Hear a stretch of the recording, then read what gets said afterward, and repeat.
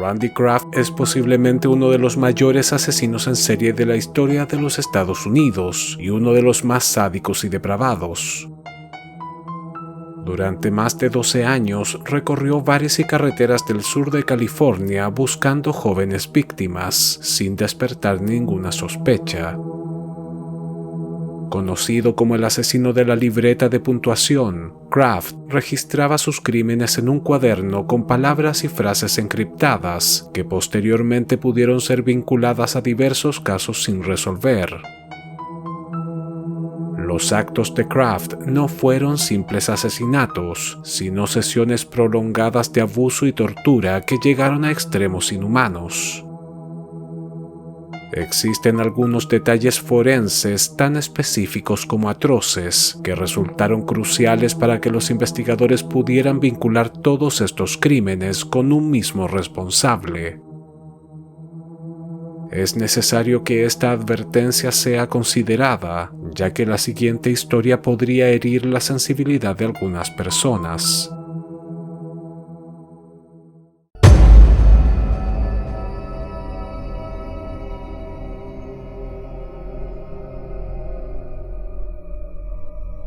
Durante la década de 1970 y principios de 1980, las carreteras de California se habían convertido en un sitio extremadamente peligroso.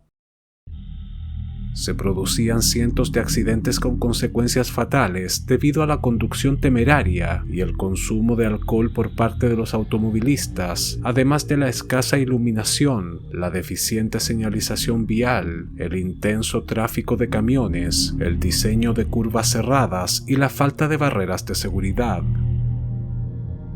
Incluso ciertos tramos de las rutas estatales 12, 126 y sobre todo la 138 se ganaron el apodo de callejones de sangre a causa de la gran cantidad de colisiones frontales que se cobraron varias vidas.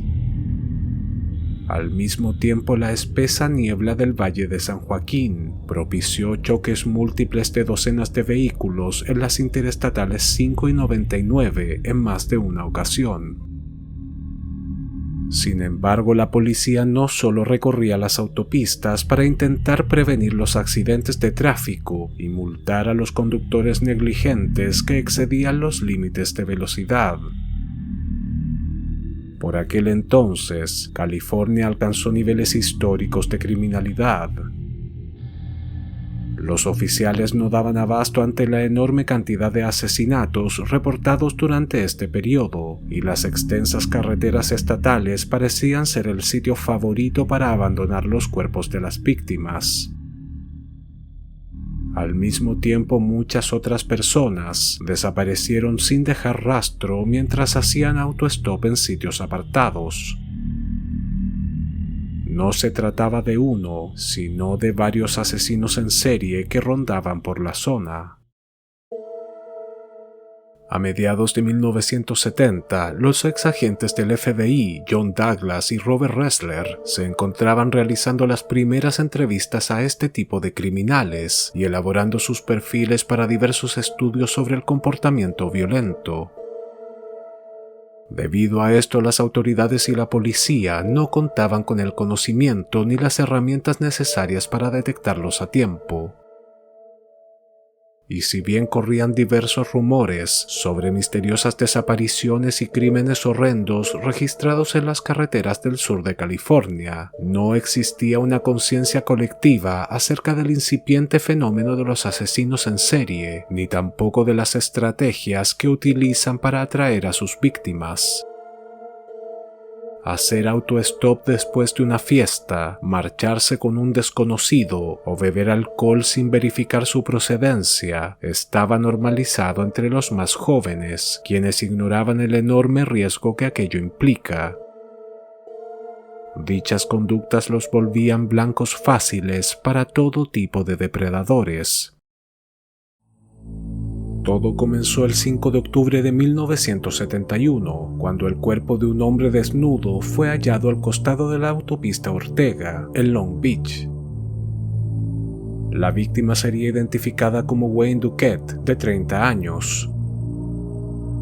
Duquette era homosexual y trabajaba como camarero en un bar gay de Sunset Beach llamado The Stables, donde había sido visto con vida por última vez. Llevaba más de 2 semanas desaparecido y la autopsia reveló que había consumido una gran cantidad de alcohol. Como el cadáver estaba en avanzado estado de descomposición y no se pudo probar la participación de terceros, los forenses concluyeron que posiblemente había muerto a causa de una intoxicación etílica. 14 meses más tarde, el 26 de diciembre de 1972, el cuerpo de Edward Moore, un marín de 20 años, sería encontrado al costado de la autopista 405 en Seal Beach.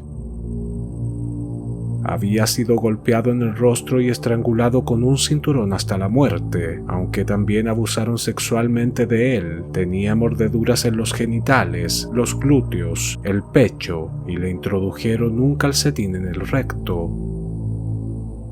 Además mostraba varias abrasiones en la piel que indicaban que había sido lanzado de un vehículo en movimiento.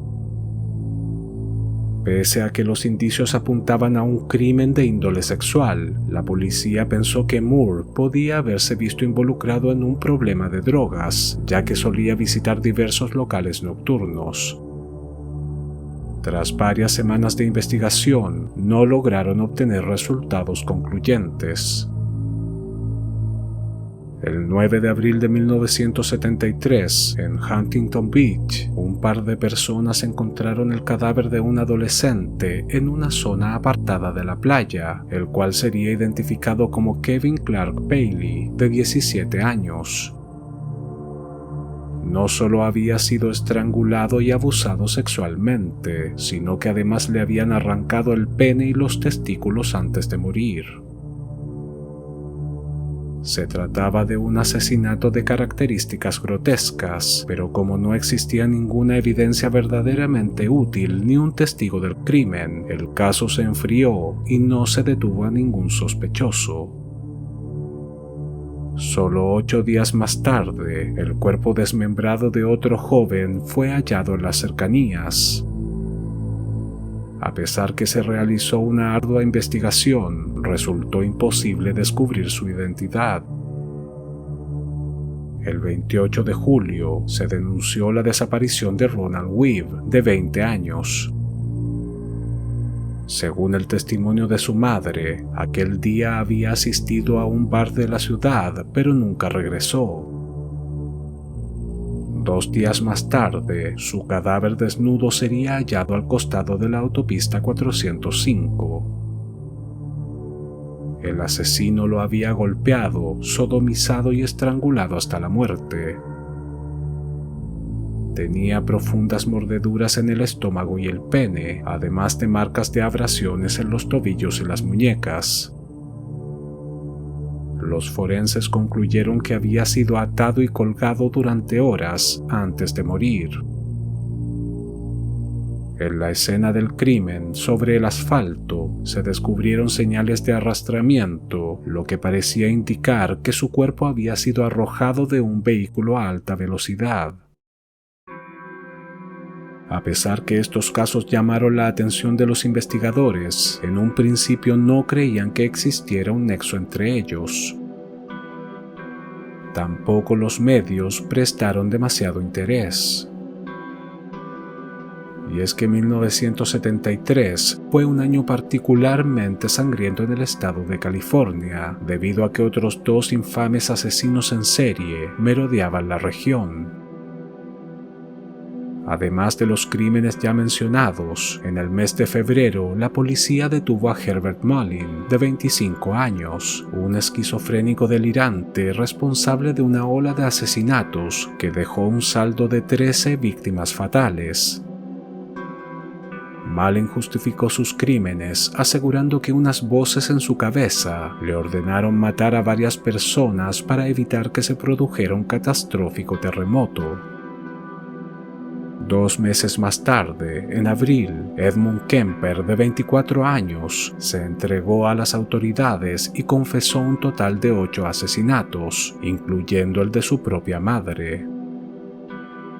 Kemper mataba a jóvenes estudiantes que hacían autostop en las carreteras de Santa Cruz, a las que posteriormente decapitaba para realizar actos de necrofilia. A diferencia de Malin, que fue considerado un demente que no podía diferenciar entre la realidad y sus propios delirios, Kemper demostró ser un espécimen completamente distinto. Tenía un CI de 145, era culto, coherente, reflexivo e incluso divertido, según comentan los psicólogos y agentes de la ley que lo entrevistaron. Su caso dejaba en evidencia que no todos los criminales de este calibre eran sujetos psicóticos o incapaces de controlar sus impulsos. Tanto los investigadores como los medios de comunicación se enfrentaron a la paradoja de interactuar con un asesino para obtener información de primera mano sobre sus pensamientos y motivaciones, algo que por aquel entonces era impensable. Aquel primer acercamiento a un criminal como Kemper resultó sumamente valioso para la comprensión del comportamiento violento y al mismo tiempo se transformó en un fenómeno fascinante para el público estadounidense. Si bien existía cierto precedente con Charles Manson, el líder de una secta responsable de al menos 7 asesinatos cometidos en 1969, muchos consideraban que estaba completamente loco. Lo que pocos sabían o preferían no aceptar era una verdad mucho más incómoda. Kemper no era una anomalía. Sujetos con su misma frialdad, astucia y capacidad de camuflarse entre la sociedad existían por montones, ocultos a plena vista.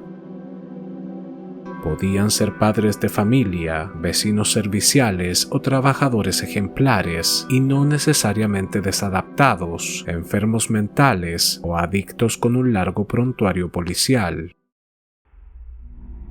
Entre agosto de 1973 y septiembre de 1974, otros 4 jóvenes fueron hallados muertos en las autopistas del sur de California.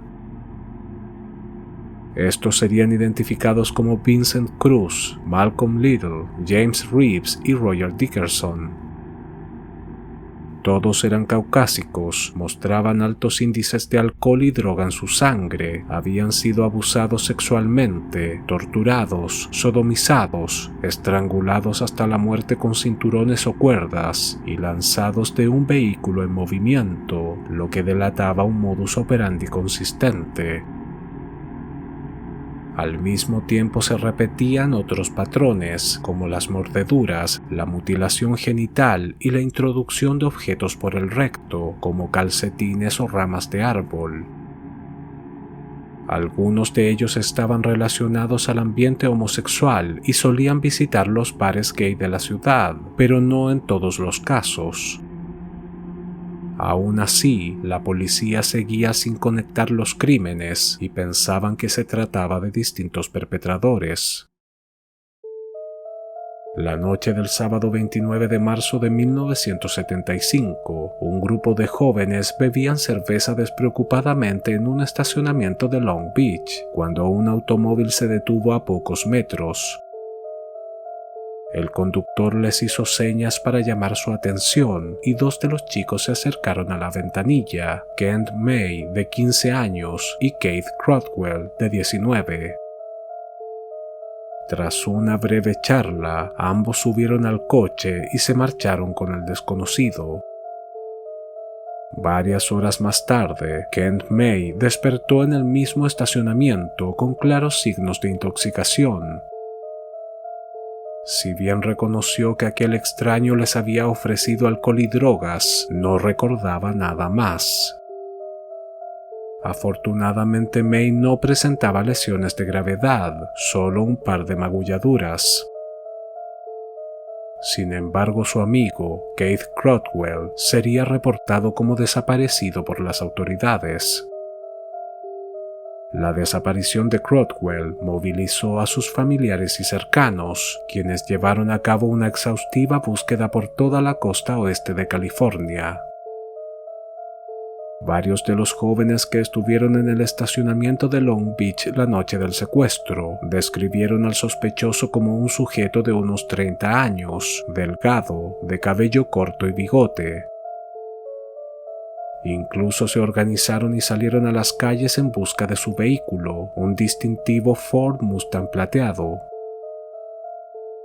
Casi 6 semanas más tarde, el 8 de mayo, la cabeza de Crodwell sería descubierta por un grupo de niños en un rompeolas de Long Beach, Marina, y la investigación tomó un curso mucho más oscuro. La policía revisó los registros de todos los propietarios de un Ford Mustang plateado en la zona, hasta que finalmente dieron con un sospechoso que coincidía con la descripción de los testigos. Su nombre era Randy Kraft, un residente de Long Beach de 30 años. Kraft sería interrogado por un par de agentes el 19 de mayo y si bien reconoció que recogió a ambos chicos desde un estacionamiento y les ofreció alcohol, aseguró que después de que su coche se atascara en un camino lodoso, los dejó a las afueras de una cafetería que permanecía abierta las 24 horas y luego se marchó. Kraft no tenía antecedentes penales. Se había graduado con una licenciatura en economía del prestigioso Claremont Men's College, sirvió a la Fuerza Aérea de los Estados Unidos y trabajaba como programador de computadoras, una profesión floreciente y altamente lucrativa, en donde ganaba cerca de $50,000 anuales, lo que equivaldría a un salario actual de casi $150,000. Todo aquello confundió a los detectives. Kraft no parecía ser un delincuente, ni mucho menos un asesino. De hecho, los forenses fueron incapaces de probar que efectivamente se había cometido un crimen, ya que debido a las limitaciones técnicas de la época, la falta de un cuerpo y el avanzado estado de descomposición de la cabeza de Crodwell, resultaba imposible determinar la causa de su muerte. Aún así, los investigadores desconfiaron del testimonio de Kraft y decidieron presentar el caso ante la Fiscalía de Los Ángeles, acusándolo de asesinato. Sin embargo, el fiscal del condado se negó a llevar a cabo un proceso judicial, ya que la policía no contaba con ninguna evidencia física que lo inculpara y los forenses tampoco pudieron demostrar que Crodwell hubiese sido víctima de un crimen. Finalmente se concluyó que el joven se había ahogado cerca de la costa por su propia negligencia y que el proceso de descomposición provocó que la cabeza se separara del cuerpo y saliera a flote. En vista de que las autoridades determinaron que no se había cometido ningún asesinato y que todo se trataba de un trágico accidente, Randy Kraft no fue acusado de ningún cargo y quedó fuera del radar de la policía. Irónicamente, solo un mes más tarde, Kraft sería arrestado por conducta lasciva junto a otro joven y pasó 5 días en prisión. El incidente podría haber encendido las alarmas de los detectives involucrados en el caso Crodwell, pero la comunicación entre las distintas agencias policiales era sumamente deficiente y no se enteraron de lo ocurrido en aquel momento. El miércoles 31 de diciembre de 1975, un joven de 22 años, identificado como Mark Hall, había pasado por distintos bares de la ciudad de San Juan Capistrano, en el condado de Orange, celebrando la Nochevieja junto a un par de amigos, cuando de pronto desapareció misteriosamente. 3 días más tarde, su cadáver sería encontrado al costado de una autopista en Silverado Canyon. Había sido atado a un árbol y mostraba claros signos de tortura.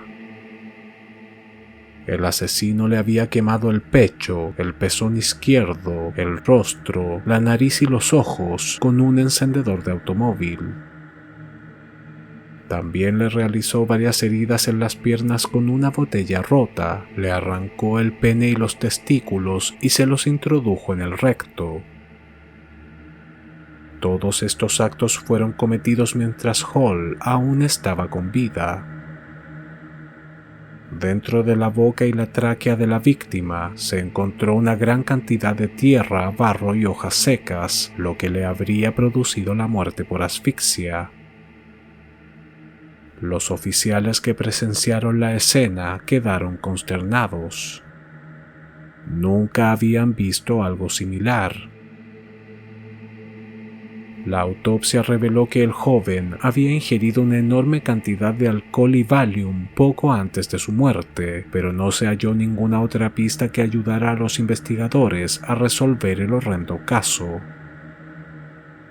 En los meses siguientes, más cuerpos fueron encontrados en las carreteras del sur de California, y para 1976 la cantidad de víctimas fatales se elevó a 14. Si bien los oficiales no manejaban el término serial killer, estaban convencidos de que se trataba de un solo asesino, y se creó un equipo especial contando incluso con la asesoría del FBI, pero no pudieron hacer demasiado. Estaban enfrentando a un psicópata organizado, inteligente y sumamente escurridizo. Fue entonces que ocurrió algo inesperado y que causó gran confusión entre los detectives. Varios cadáveres comenzaron a aparecer descuartizados al interior de bolsas de basura, los cuales eran repartidos en vertederos, zonas apartadas y a un costado de las autopistas. El perfil de víctima era exactamente el mismo: muchachos jóvenes que hacían autostop o que rondaban los bares de la ciudad. Sin embargo, todos habían sido asesinados de un tiro a quemarropa en la cabeza, una forma de matar completamente distinta. A pesar de las diferencias, algunos oficiales creían que el asesino que estaban buscando había modificado su modus operandi para despistar a los investigadores, pero se equivocaban. El 1 de julio de 1977, un sujeto identificado como Patrick Kearney se entregó a la policía y confesó en primera instancia 28 asesinatos, aunque posteriormente reconoció que eran 35. Tras su arresto fue inmediatamente interrogado por la policía, quienes lo confrontaron con una docena de fotografías de cadáveres encontrados en la zona durante los últimos años. Con una espeluznante frialdad, Kearney las separó en dos grupos. Reclamó como suyos aquellos cuerpos descuartizados que presentaban un disparo en la sien, pero rechazó tajantemente los que mostraban signos de tortura. De hecho, calificó aquellos crímenes como repulsivos y peores que los que él mismo había cometido, asegurando que no era un sádico y que no disfrutaba del sufrimiento de sus víctimas, sino que las ejecutaba rápidamente de un tiro en la cabeza para luego abusar sexualmente de ellas. Apodado por los medios de comunicación como el asesino de las bolsas de basura, Kearney llevaba casi 15 años matando jóvenes, adolescentes y niños para satisfacer sus impulsos necrófilos. Y a pesar de que sus asesinatos resultaban repugnantes, tenía razón. El modus operandi de los cuerpos torturados pertenecía a otro sujeto. Aún así, algunos investigadores tenían las sospechas de que Kearney podía estar mintiendo para evitar otros cargos en su contra. Guardaban la esperanza de que tras su detención los ataques se detuvieran, y de hecho así ocurrió. En los siguientes 6 meses no se registró ningún crimen similar, lo que llevó a las autoridades a creer que en realidad Kearney era el responsable. Sin embargo, entre abril de 1978 y diciembre de 1979, otros 14 cadáveres fueron hallados cerca de las carreteras. Todos mostraban ingesta de alcohol y drogas, signos de tortura, abuso sexual y estrangulación, aunque el asesino había escalado en su nivel de sadismo. Solía apagarles cigarrillos en el cuerpo y quemarlos con un encendedor de automóvil. A una de las víctimas le había arrancado los párpados, mientras que a otras comenzó a introducirles lápices por el pene, desgarrándoles la uretra mientras aún estaban vivas. Algunos cuerpos incluso aparecían decapitados y parcialmente descuartizados. En un intento desesperado por alertar a la comunidad y recabar pistas, la policía hizo público que un peligroso asesino estaba suelto, bautizándolo como el Estrangulador del Sur de California. Sin embargo, la estrategia fue contraproducente y lejos de conseguir la ayuda deseada, la noticia solo consiguió desatar el pánico. A principios de 1980, la presión que tenían las autoridades era insostenible. Tanto la prensa como activistas por los derechos homosexuales se encargaron de difundir los detalles de los horrendos crímenes que se estaban produciendo en California y los nulos avances de la policía por detener al asesino. Prácticamente cada 2 semanas, un nuevo cuerpo era hallado en las autopistas de la costa oeste, con evidentes signos de tortura. Lo que muchos ignoraban era que al menos 20 de estas víctimas habían sido asesinadas por otro sujeto que había comenzado a matar recién a mediados de 1979. William Bonin, un veterano de la guerra de Vietnam con varios antecedentes penales, sería detenido el 11 de junio de 1980 en Hollywood mientras abusaba de un adolescente maniatado dentro de su furgoneta. Bonin confesaría ser el responsable del secuestro, abuso sexual, tortura y asesinato de 21 jóvenes, y apodado por los medios como el asesino de la autopista. En un principio la policía y las autoridades pensaron que por fin habían dado con su hombre. El perfil de víctimas y el modus operandi de Bonin eran en apariencia muy similares al del criminal que ellos habían bautizado como el Estrangulador del Sur de California, aunque con un par de variantes. Bonin sometía a jóvenes a la fuerza por medio de golpizas junto a un par de cómplices, abusaba sexualmente de ellos, los apuñalaba en múltiples ocasiones, los degollaba, les cercenaba los genitales y estrangulaba con alambres o sus propias camisetas, para luego arrojar sus cuerpos al borde de la carretera. Las herramientas que utilizaba para torturar y asesinar a sus víctimas eran diferentes. Entre ellas se encontraban alambres, cuchillos, tijeras, alicates, picahielos, una barra de hierro y un taco de billar.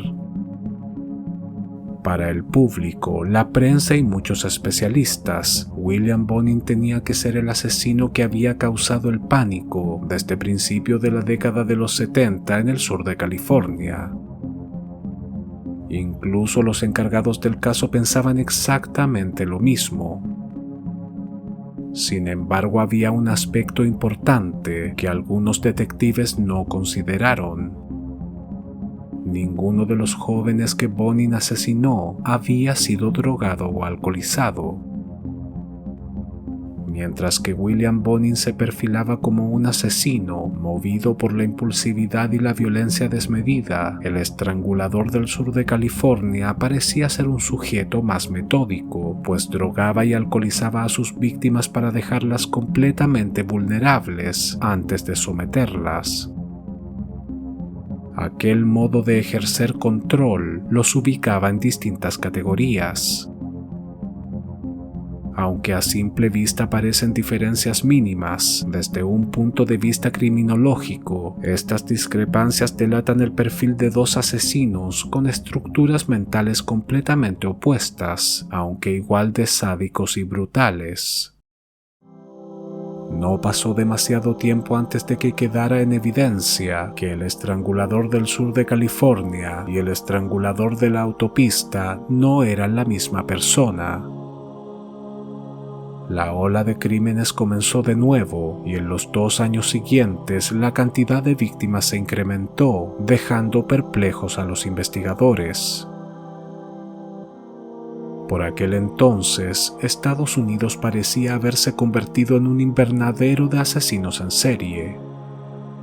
Dean Cole en Texas, Richard Cottingham, Rodney Alcalá y David Berkowitz en Nueva York, Ted Bundy en Florida y Colorado, John Wayne Gacy en Chicago, Wayne Williams en Atlanta.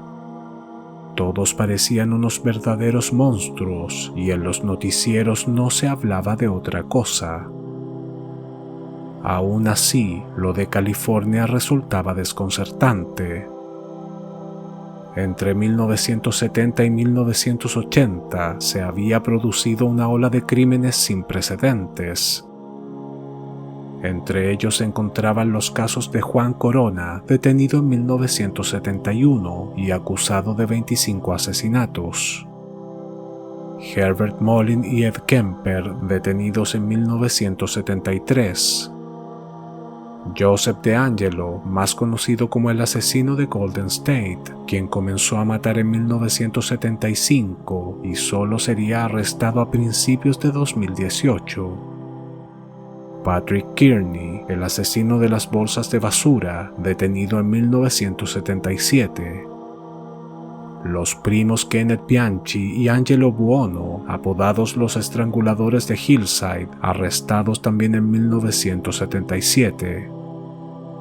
Richard Chase, el vampiro de Sacramento, responsable de 6 horrendos asesinatos cometidos entre 1977 y 1978.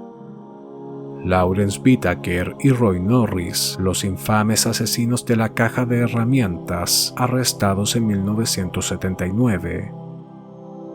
También aparece en la lista el matrimonio compuesto por Gerald y Charlene Gallego, responsables de al menos 10 asesinatos. Todo esto sin contar la masacre de la familia Manson en 1969 o la seguidilla de crímenes perpetrados por el asesino del Zodiaco. El 5 de diciembre de 1982 se reportó la desaparición de 2 primos que habían asistido a un seminario sobre horticultura en el Hotel Amway Grand Plaza. Se trataba de Dennis Ault, de 24 años, y Christopher Schonborn, de 20. Sus cadáveres semidesnudos serían hallados 2 días más tarde, tendidos sobre la nieve en una zona apartada. El crimen conmocionó a la por aquel entonces tranquila comunidad agrícola de Grand Rapids, pues además ambos jóvenes pertenecían a una respetada familia de granjeros y jamás se metían en líos. El médico forense Stephen Cole confirmó que Dennis y Christopher habían consumido alcohol y Valium y posteriormente fueron abusados sexualmente y estrangulados hasta la muerte. Pero el hallazgo más impactante fue que una de las víctimas tenía un lápiz insertado en el pene dentro de la uretra. Los investigadores descubrieron que dicho bolígrafo tenía el logo del Hotel Amway Grand Plaza, el último lugar donde se les vio con vida. Se trataba de un doble asesinato particularmente horrendo, y uno de los detectives de la oficina del sheriff del condado de Kent, Ed Rusticus, se obsesionó con la idea de resolver el caso y detener al responsable. Revisó diversos archivos policiales y descubrió que jamás en todo el estado de Michigan se había producido un crimen de estas características. Rusticus ignoraba que en California, a más de 2.300 kilómetros de distancia, asesinatos de este tipo llevaban produciéndose desde hacía varios años.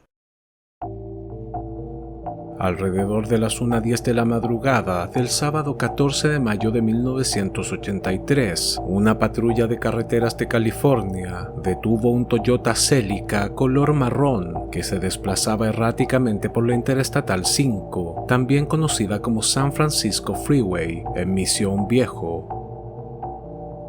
El conductor se detuvo inmediatamente, bajó del coche y caminó en dirección a los agentes con una sonrisa.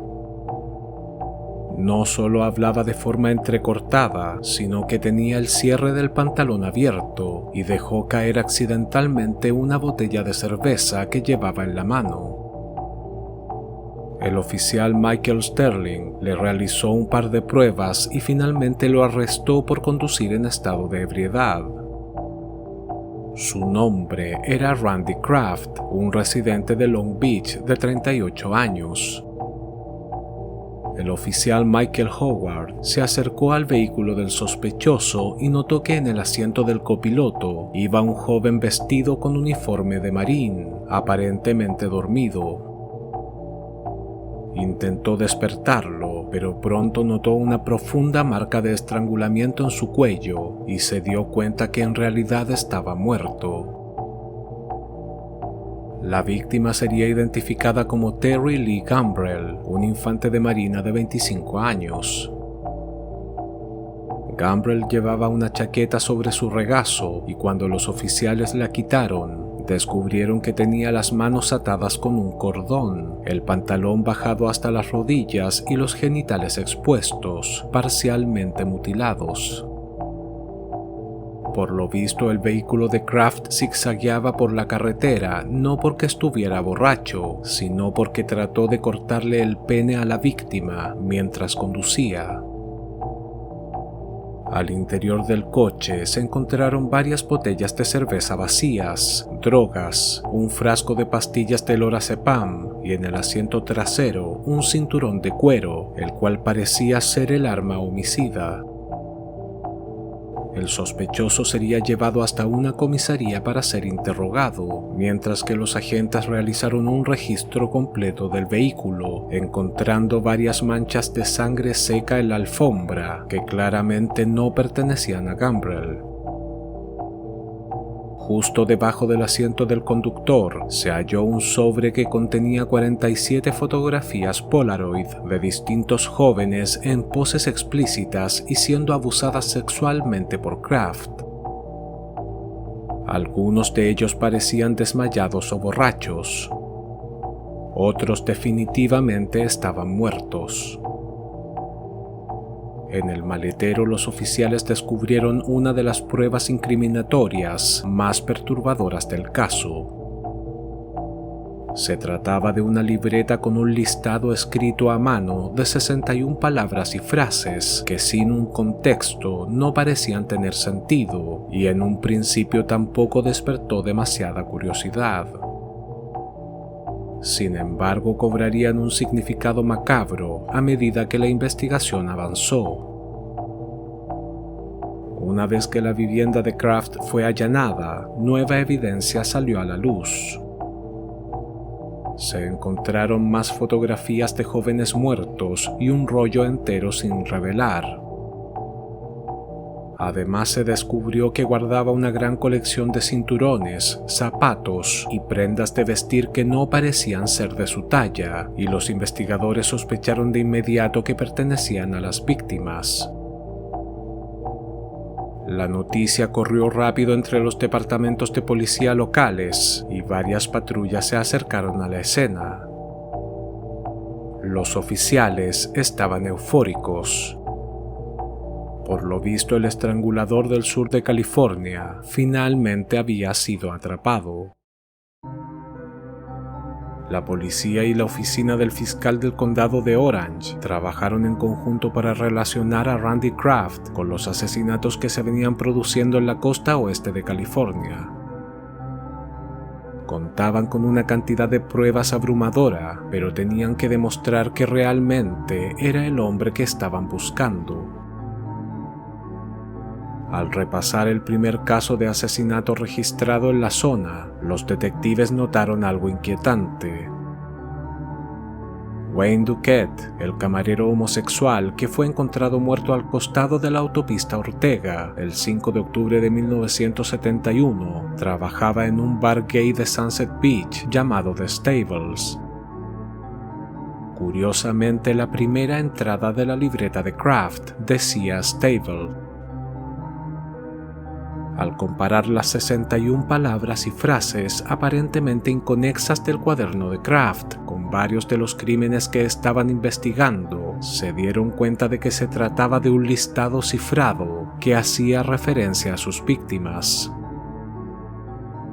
La policía sospechaba, por ejemplo, que la abreviación EDM significaba Edward Daniel Moore, asesinado el 24 de diciembre de 1972. La frase Marine Head BP correspondía a un marín llamado Mark Allen Marsh, cuyo cuerpo decapitado fue hallado cerca de la autopista Templin. La última vez que había sido visto con vida estaba haciendo autostop en Buena Park. Vincent M. coincidía con el nombre de Vincent Mestast, un estudiante de arte de 23 años, cuyo cadáver sería descubierto en 1973 cerca de las montañas de San Bernardino, con las manos amputadas y los muñones dentro de un par de bolsas plásticas, un lápiz dentro del pene y un calcetín inserto en el recto. Harakiri podría estar relacionado al asesinato de David Michael Sand, de 30 años, cuyo cuerpo fue encontrado al costado de una carretera, de rodillas, con los brazos extendidos y docenas de puñaladas en el estómago, en una escena que recuerda al ritual japonés conocido justamente como Harakiri. Otra de las entradas del cuaderno de Kraft decía Golden Sails. A mediados de enero de 1975, el cadáver estrangulado de Craig Jonatis, de 21 años, había sido descubierto en el estacionamiento de un hotel llamado justamente Golden Sails. Cuando los sorprendentes hallazgos de la investigación fueron difundidos entre los departamentos de policía de otros estados, se entregaron varios detalles de su modus operandi, ya que se creía que no solo había cometido crímenes en California. El detalle de los bolígrafos insertados en los penes de algunas de las víctimas llegó a oídos del detective del condado de Kent, Ed Rusticus, quien viajó inmediatamente a California para reunirse con los investigadores. Fue así como se concluyó que otra de las entradas de la libreta de Kraft, titulada GR2, posiblemente hacía referencia al asesinato de Dennis Alt y Christopher Schonborn en Grand Rapids, Michigan, a principios de diciembre de 1982. De hecho, al menos otras 3 frases codificadas parecían referirse a asesinatos dobles que el sospechoso habría cometido. Si los detectives tenían razón, entonces la macabra lista contenía un total de 67 víctimas. Por su parte, Kraft se negó a colaborar con la policía y solicitó la presencia de un abogado. Lo único que dijo tras su arresto era que no estaba involucrado en ningún crimen. Randy Stephen Kraft nació el 19 de marzo de 1945 en Long Beach, California. Fue el cuarto hijo y único varón del matrimonio formado por Opal y Harold Kraft. Desde sus primeros años, su familia lo describió como un niño sumamente inquieto, un rasgo que quedó documentado en un preocupante historial médico. Con tan solo 1 año de edad, fue hospitalizado por una fractura de clavícula, a lo que se sumó posteriormente una caída desde una escalera y una lesión en la cabeza que requirió de atención hospitalaria. Si bien todo indica que la familia de Kraft era cariñosa y no existían problemas de convivencia, la cantidad de lesiones que el niño sufrió en esta etapa podrían despertar ciertas dudas. De todas formas, dichos accidentes también podrían haberse producido debido a un comportamiento arriesgado y desinhibido, el cual encaja en el de una personalidad psicopática. Cuando Kraft cumplió 3 años, él y su familia se mudaron a Midway City, en el condado de Orange. En la escuela, inmediatamente se distinguió del resto de sus compañeros. Era sociable, inteligente y obtenía las mejores calificaciones de su clase. Tanto su madre como sus hermanas mayores se involucraron activamente en sus estudios y lo apoyaron durante toda la enseñanza primaria. También formó parte de los Boy Scouts, en donde fue descrito por sus líderes como un chico ordenado y competitivo. Una vez que ingresó a la secundaria, Kraft no solo mantuvo un rendimiento académico sobresaliente, sino que incluso se volvió popular. Era considerado un chico atractivo, tocaba el saxofón en la banda de la escuela, formó parte del equipo de tenis y fue miembro del equipo de debate estudiantil. Lo apodaban Crafty Randy o Randy el Astuto porque era sumamente manipulador y solía discutir con sus profesores sobre cualquier tema hasta que le daban la razón. Sin embargo, cuando aquello no ocurría, se frustraba y podía tener conductas agresivas. Las discusiones entre Kraft y sus maestros eran cada vez más frecuentes e incómodas. No solo los cuestionaba de manera constante, sino que mostraba un creciente desprecio hacia su autoridad. Kraft era sumamente cercano a su madre, a la cual adoraba.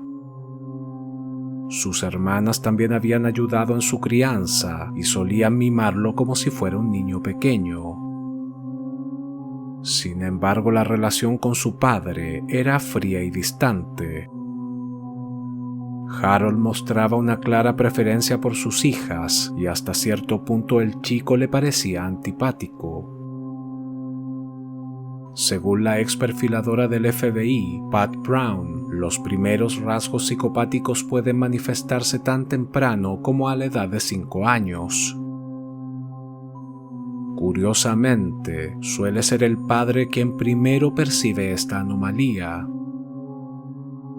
Aunque no identifiquen técnicamente a su hijo como un psicópata, detectan comportamientos perturbadores que les generan frustración y provocan un distanciamiento instintivo.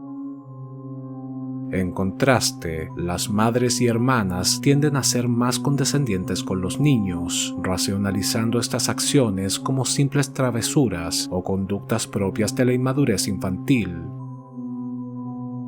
Kraft era un joven de fuertes convicciones religiosas y políticas. Asistía todos los domingos a misa con su familia y tras terminar la secundaria se matriculó en el prestigioso Claremont Men's College para estudiar economía, después de ganar una beca por excelencia académica. Allí participó activamente en la campaña presidencial del senador republicano Barry Goldwater, además de alistarse al cuerpo de entrenamiento de oficiales de reserva y mostrarse como un férreo defensor de la guerra de Vietnam. Sin embargo, no pasó demasiado tiempo antes de que sus ideas comenzaran a cambiar.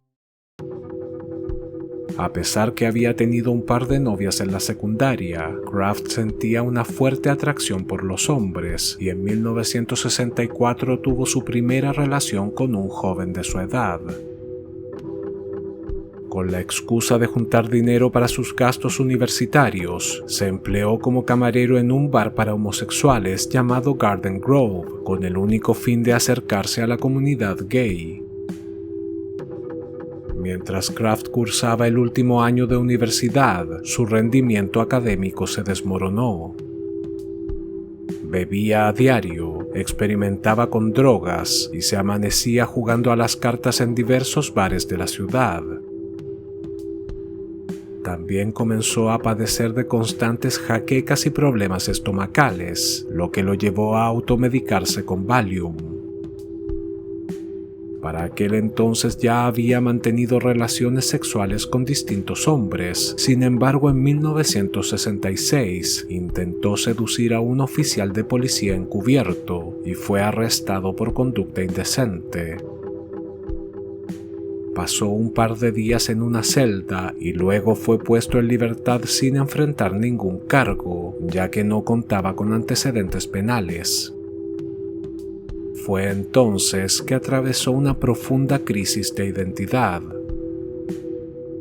Se dio cuenta que sus creencias religiosas y la línea política conservadora con la que siempre se había identificado chocaban de frente con su nuevo estilo de vida y se sentía frustrado.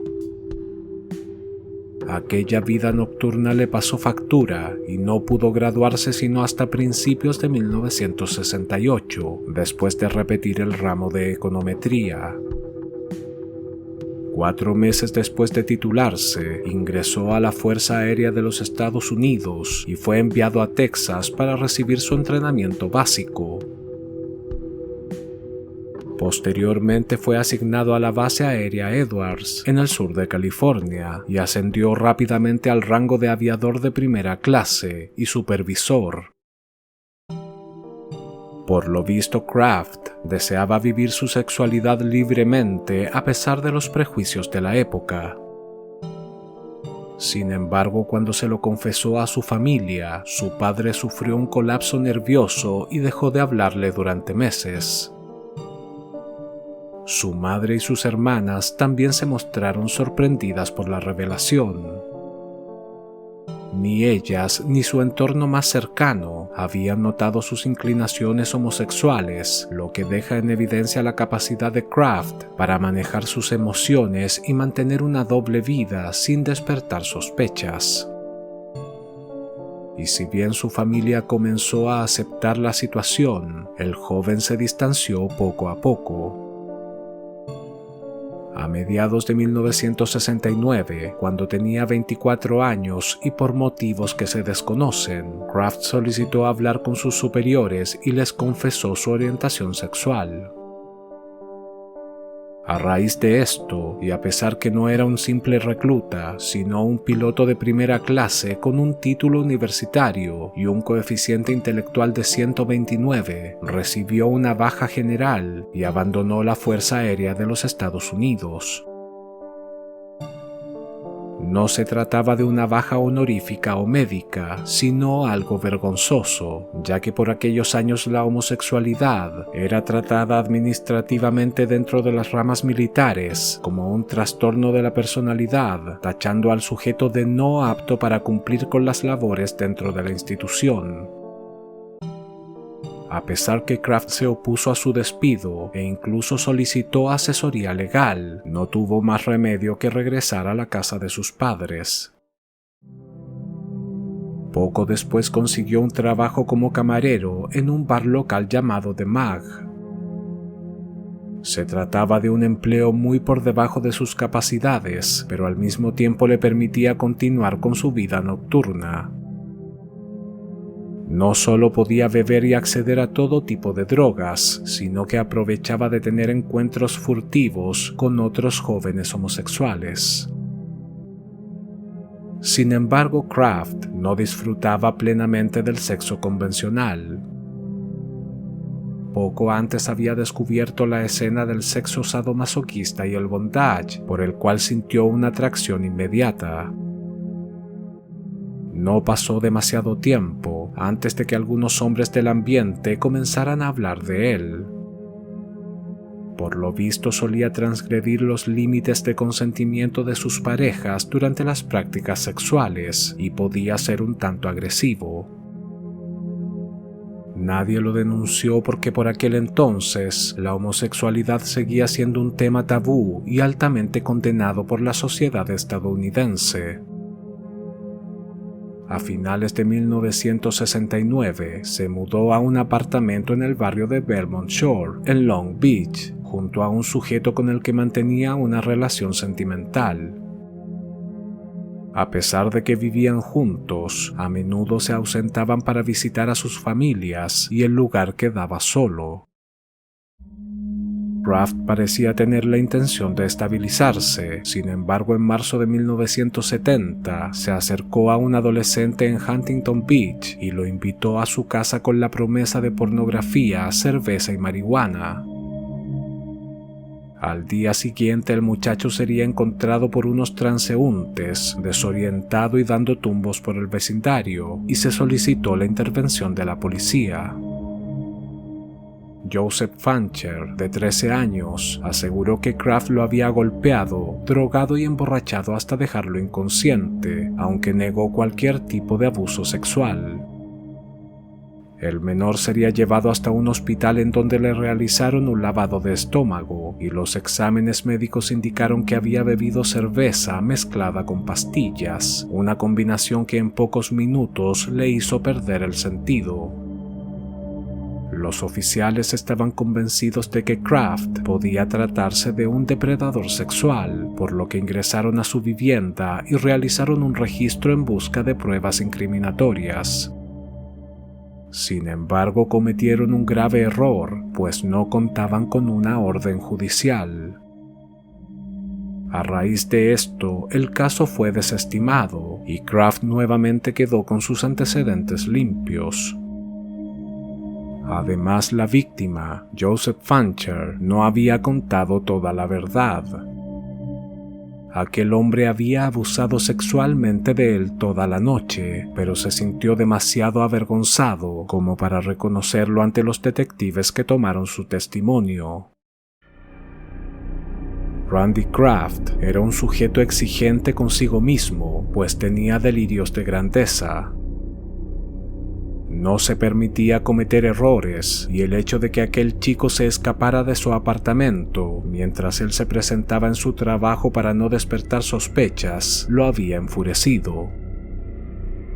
Pensó que la cantidad de droga que le había suministrado lo tendría inconsciente todo el día, pero se equivocó. De hecho, se salvó de ir a dar a la cárcel por un error en el procedimiento policial y no por mérito propio. Aquello no podía volver a ocurrir. A principios de 1971, Kraft encontró un empleo como conductor de montacargas y se matriculó en la Universidad Estatal de California, en Long Beach, para convertirse en docente. También conoció a un chico de 22 años llamado Jeffrey Graves, con el cual inició una relación amorosa.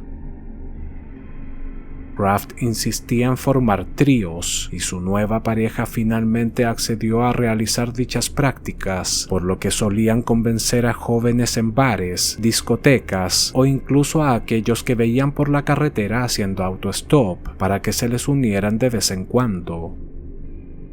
Sin embargo, Kraft no estaba satisfecho. Sus fantasías sádicas de dominación y degradación iban incluso más allá de lo que estaba permitido en los círculos de sadomasoquismo en los que había participado antes. Fue entonces que cometería su primer crimen, el 30 de septiembre de 1971, el asesinato de Wayne Duquette, el camarero que trabajaba en el bar para homosexuales llamado The Stables. El modus operandi de Kraft consistía en atraer jóvenes y adolescentes a su vivienda con la promesa de alcohol y drogas. Una vez allí mezclaba sus bebidas con Valium y los dejaba inconscientes, para luego abusar de ellos y someterlos a horrendas torturas que iban desde golpes, mordeduras, quemaduras con un encendedor de automóvil, la introducción de objetos extraños en el recto y el pene, además de la extirpación de los genitales. Posteriormente los estrangulaba hasta la muerte, subía su cuerpo al asiento del copiloto, conducía su coche por la carretera, abría la puerta y los lanzaba a la calle a alta velocidad. En los siguientes 3 años, la cantidad de víctimas de Kraft aumentó considerablemente y llamó la atención de las autoridades de California. Y si bien nunca se mostró demasiado interesado en ocultar los cadáveres, procuraba no dejar ninguna pista. Kraft era un sujeto ordenado y diligente, y de alguna u otra forma siempre tenía tiempo para todo. Compartía con su novio, trabajaba para cubrir sus gastos, visitaba constantemente a su familia, salía a fiestas y se había convertido en un prolífico asesino en serie. Incluso se puso a estudiar informática de manera autodidacta y en 1974 consiguió un empleo como programador y analista de sistemas en Lear Ziegler, una importante empresa aeroespacial y de defensa ubicada en Santa Mónica. Kraft resultó ser un genio de las computadoras y uno de los pioneros en el procesamiento de datos estadísticos. Por aquel entonces el título de programador no existía y aquellos que conseguían dichos puestos de trabajo habían aprendido por sí mismos o mediante cursos intensivos que daban empresas como IMB o el Ejército. Debido a que los ordenadores se estaban abriendo camino en el mundo corporativo y demostraban ser una herramienta extremadamente poderosa, todas las empresas querían contar con sus propios programadores. Sin embargo, muy pocos sabían realmente cómo usarlos.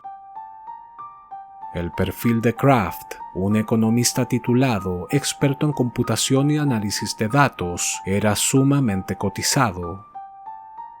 Debido a esto accedió a un sueldo bastante alto para la época. Se compró una casa en Long Beach, cambió su antiguo coche y se estabilizó. En mayo de 1975, sería interrogado por la policía en relación a la muerte de Kate Crotwell, el adolescente cuya cabeza decapitada apareció en un rompeolas en Long Beach Marina. Si bien Kraft se convirtió en el principal sospechoso, las autoridades finalmente concluyeron que el adolescente había muerto en un accidente y que no había existido ningún crimen. En la libreta de Kraft existía una entrada que decía estacionamiento, el sitio en donde el chico había sido visto por última vez con su grupo de amigos. En 1976, Kraft y su novio, Jeffrey Graves, terminaron su relación. Poco después conocería a otro joven de 19 años, identificado como Jeffrey Seelig, y se mudaron juntos. Años más tarde, el mismo Seelig aseguró a la policía que si bien se trataba de una relación abierta y que por lo general tenían sexo con otros hombres, Kraft jamás mostró ningún comportamiento violento. De hecho, cuando tuvieron un par de discusiones, incluso acudieron a un consejero sentimental para solucionar sus problemas y llegar a una reconciliación. Curiosamente, tras asesinar a su siguiente víctima, Robert Wilson, el 20 de agosto de 1976, Kraft se tomó una pausa de casi 20 meses. Varios especialistas creen que detuvo su actividad criminal por la aparente estabilidad emocional que había alcanzado con su nueva pareja, Jeffrey Seelig. Sin embargo, el 16 de abril de 1978 volvería a matar. Scott Hughes, un infante de marina de 18 años, fue encontrado cerca de una autopista en la ciudad de Anaheim. Le habían rajado el escroto, extirpado el testículo izquierdo y estrangulado con una soga. 2 meses más tarde, el cuerpo de un joven de 23 años identificado como Ronald Young sería hallado en una carretera de San Diego, castrado y apuñalado hasta la muerte. Solo 8 días después, el cadáver estrangulado de un marín de 20 años llamado Richard Allen Cade fue encontrado en una carretera de Moulton Parkway. El 6 de julio de 1978, un conductor descubrió a un joven tendido al costado de una autopista en la Interestatal 5 y llamó inmediatamente a la policía. Se trataba de Keith Kimball, un autoestopista de 23 años que había sido estrangulado con un cordón de zapato. A pesar que la víctima seguía con vida y fue trasladada de urgencia a un hospital, falleció a los pocos minutos. Los médicos concluyeron que el joven había consumido una dosis letal de alcohol y drogas, mostraba signos de abuso sexual, además de una quemadura en el pezón izquierdo realizada con el encendedor de un automóvil. El 18 de noviembre, el cadáver castrado y estrangulado de un camionero de 21 años, identificado como Michael Intervieren, fue descubierto en el acceso de la autopista 405. La autopsia reveló que había sido drogado, abusado, quemado con un encendedor y sodomizado con un objeto extraño antes de su muerte. En 1980, la empresa para la cual Kraft trabajaba lo envió de viaje de negocios a la ciudad de Portland, en Oregón. Se ignora la cantidad de crímenes que cometió allí, pero en su cuaderno registró un total de 5 incidentes. A pesar que su empleo en Lear Ziegler era estable y bien remunerado, Kraft presentó su renuncia en 1981 y decidió convertirse en un consultor independiente. Se trataba de una decisión estratégica, pues no solo sus ingresos aumentaron considerablemente, sino que contaba con más tiempo para buscar a nuevas víctimas. De hecho, algunos de sus contratos costeaban los viajes a otros estados, instancias que Kraft aprovechaba para matar fuera de California y confundir a la policía. Sus amigos y conocidos reconocieron que era un sujeto de humor cambiante, pero con una energía extraordinaria. Siempre estaba ocupado en algo, trabajando, viajando o asistiendo a bares y discotecas. Cuando fue arrestado a mediados de 1983, tenía varios contratos como consultor y había amasado una pequeña fortuna. Los exámenes psiquiátricos indicaron que Kraft era un psicópata organizado, calculador, manipulador, narcisista, extremadamente sádico y con un coeficiente intelectual de 129 que lo ubicaba en el rango de inteligencia superior. Parecía ser un sujeto encantador, educado y amable, con una notable capacidad para engañar a su entorno. Familiares y amigos jamás sospecharon que podía ser un depredador sexual y un asesino. Su pareja, Jeffrey Seelig, con quien convivió por más de 7 años, viajaba con frecuencia por cuestiones de trabajo, momentos que Kraft aprovechaba para atraer jóvenes a su domicilio. En primera instancia jamás actuaba con violencia, sino que los engañaba haciéndoles beber alcohol mezclado con drogas, en otra muestra de su capacidad de manipulación. La erotización del dolor era una parte fundamental en los crímenes de Kraft. La víctima solo moría una vez que era sometida a todo tipo de abusos y torturas, las cuales además registraba con una cámara de fotos. Por lo visto también tenía conductas fetichistas con ciertas partes del cuerpo, como los pezones, el recto y los genitales. La conservación de trofeos, como fotografías, cinturones, zapatos y otras prendas de vestir, indican una necesidad por revivir la experiencia sexual una y otra vez. Finalmente, la infame lista de la libreta de puntuación no es más que un inventario codificado de sus crímenes, los cuales seguramente veía como logros. Cada frase funcionaba como un gatillo mental para recordar a sus víctimas, dónde las había encontrado o cómo las había matado. Para Kraft no eran personas, sino simples trofeos reducidos a un concepto garabateado en una hoja de papel, lo que deja en evidencia una deshumanización absoluta. Mantener esta lista con palabras que sin un contexto resultan incomprensibles era otra forma de control. Si por algún motivo alguien llegaba a leerla, jamás la entendería, pero él sí. A medida que el listado aumentaba, su ego también lo hacía. Contabilizar los asesinatos que estaba cometiendo era la parte final de su ritual.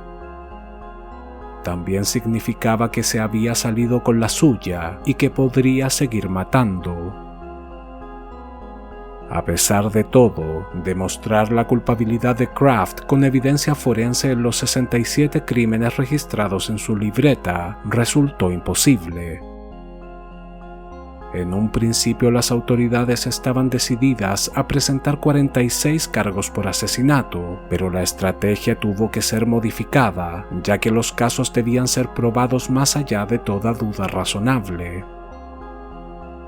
Fue así como en septiembre de 1983, la fiscalía reunió la cantidad de pruebas suficientes para acusarlo de un total de 39 cargos, entre ellos 16 asesinatos en primer grado, 2 por sodomía y 1 por emasculación.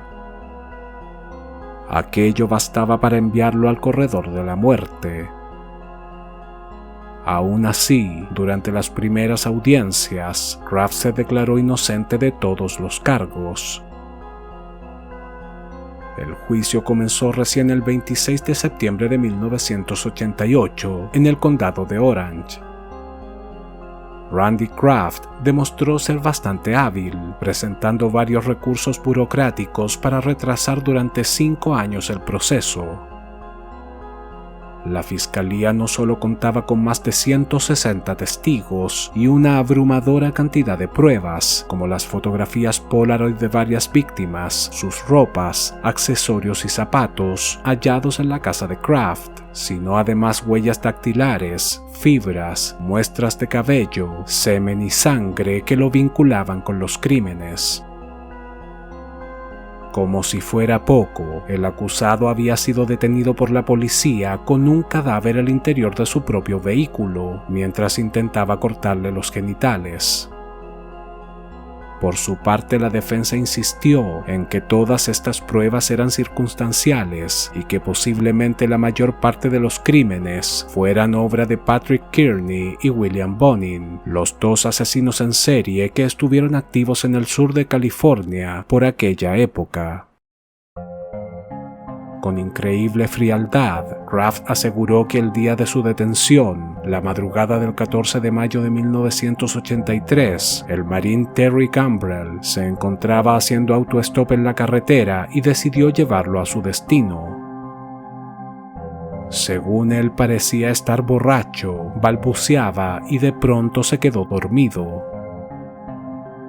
Poco después sería detenido por un par de oficiales por conducir de forma errática y solo entonces se enteró que su copiloto estaba muerto. La defensa argumentó que Gambrell debía haber fallecido a causa de una sobredosis producida por una mezcla de alcohol y drogas que consumió en algún otro sitio, y que las marcas de su cuello podían deberse a que alguien más había intentado estrangularlo antes de que Kraft lo recogiera en su vehículo aquella noche. El acusado también afirmó que todas las fotografías de supuestos hombres muertos que fueron presentadas como evidencia en realidad eran parejas ocasionales que simplemente estaban borrachas al interior de su vivienda. Con respecto a la libreta de puntuación, Kraft alegó que no era más que un borrador de conocidos y amigos que consideraba invitar a una futura celebración. Explicó que utilizaba apodos y códigos crípticos simplemente para organizar sus pensamientos, marcando a aquellos que por una u otra razón terminarían siendo eliminados de su lista de invitados. El juicio se prolongó durante 13 meses y se convirtió en el más costoso de la historia del condado de Orange. Y es que si bien tanto el juez como el jurado no tenían demasiadas dudas con respecto a la culpabilidad de Kraft, él y su equipo de abogados consiguieron dilatar todo el proceso. A finales de abril de 1989, y después de escuchar los alegatos finales, los jurados estuvieron 11 días deliberando sobre su decisión. Finalmente, el 12 de mayo, Kraft sería encontrado culpable de los asesinatos de Edward Daniel Moore, de 20 años, Kevin Clark Bailey, de 17, Ronnie Jean Weave, de 20, Kate David Crotwell, de 19, Mark Howard Hall, de 22, Scott Michael Hughes, de 18, Ronald Gerald Young, de 23, Richard Allen Cade, de 20, Kate Arthur Klingbeil, de 23, Michael Joseph Intervieren, de 21, Donnie Harold Crisell, de 20, Robert Wyatt Loggins Jr., de 19, Eric Herbert Church, de 21, Roger James DeBoll Jr., de 20, Jeffrey Alan Nelson, de 18, y Terry Lee Gambrell, de 25, además de 2 cargos por sodomía y 1 por emasculación, todos cometidos entre 1972 y 1983. 3 meses más tarde, Randy Kraft sería sentenciado a la pena capital y fue enviado al corredor de la muerte de San Quintín.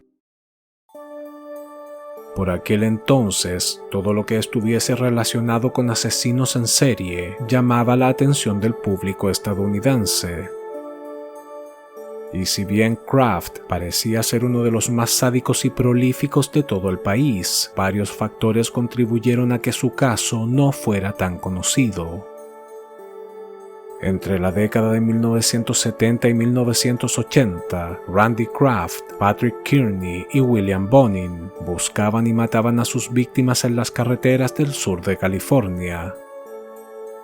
Sin embargo, al igual que los investigadores, la prensa amarillista estaba confundida y en cierto momento los 3 recibieron el mismo sobrenombre, el asesino de la autopista.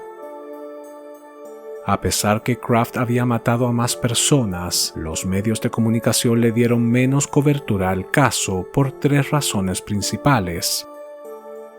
En primer lugar, la mayoría de las víctimas de Kraft estaban ligadas al ambiente gay o eran derechamente homosexuales.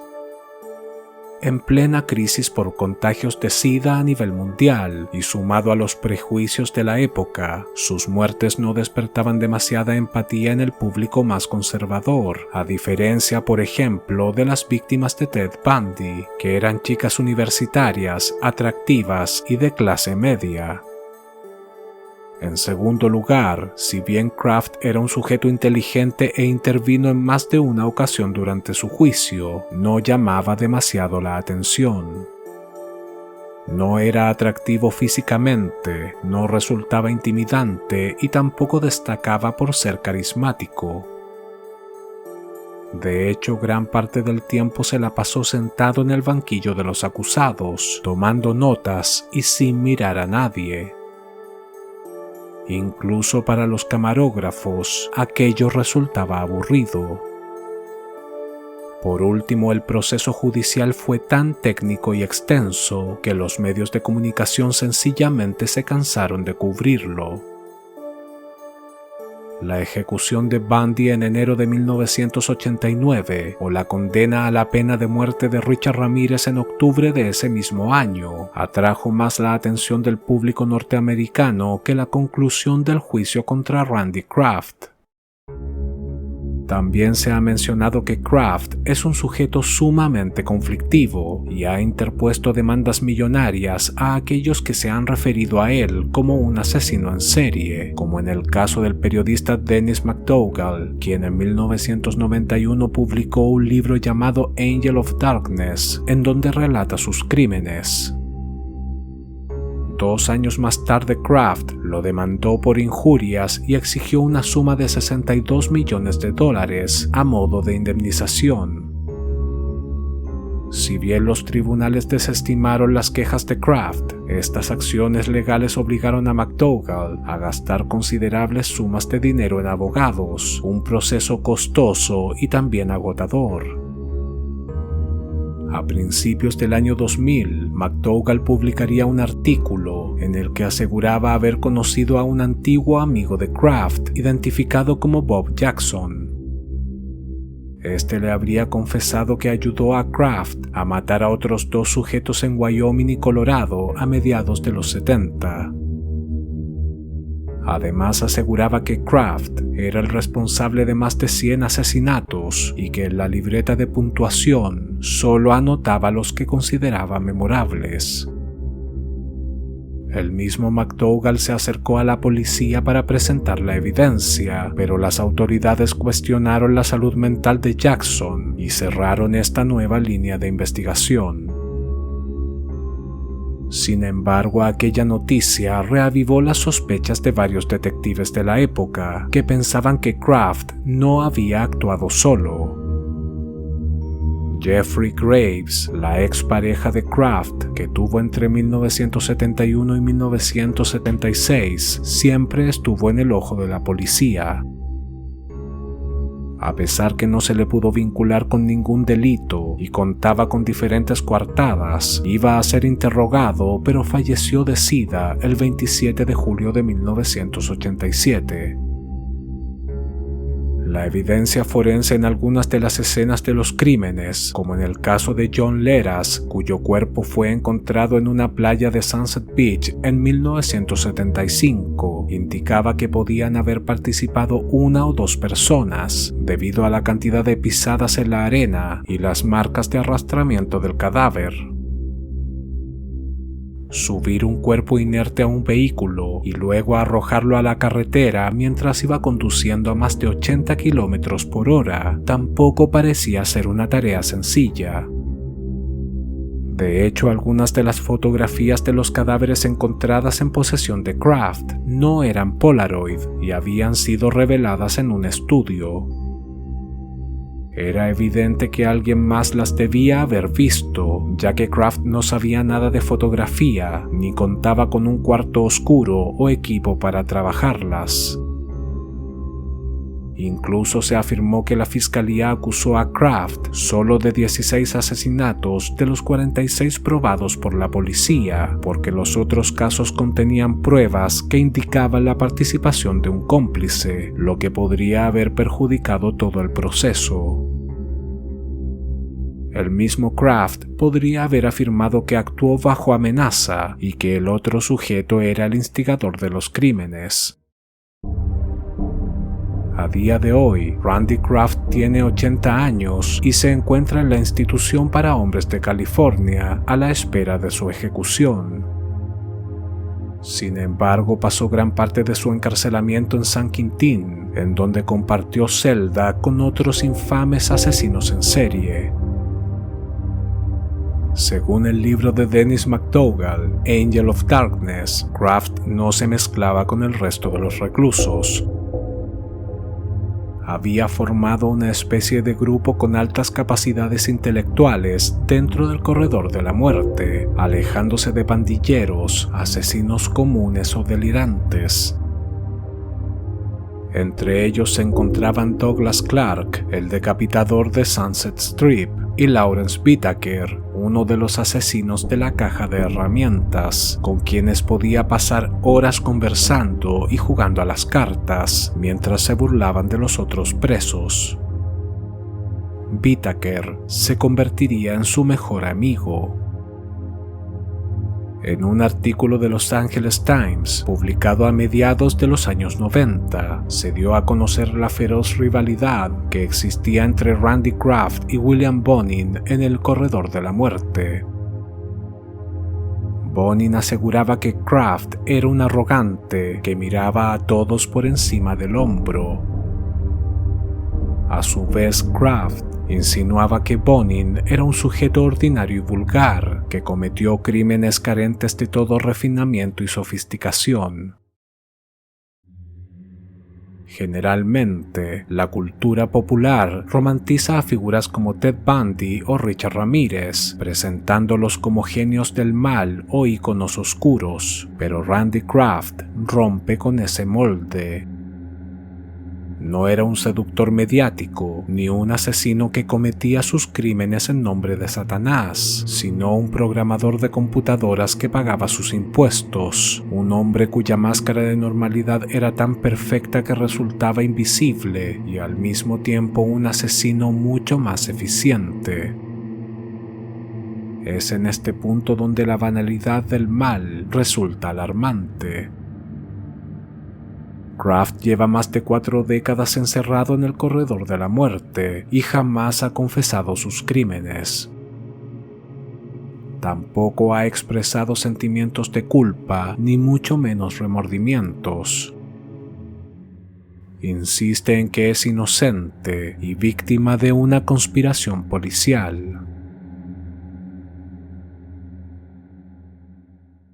Si este video te gustó, dale like, suscríbete y compártelo en tus redes sociales.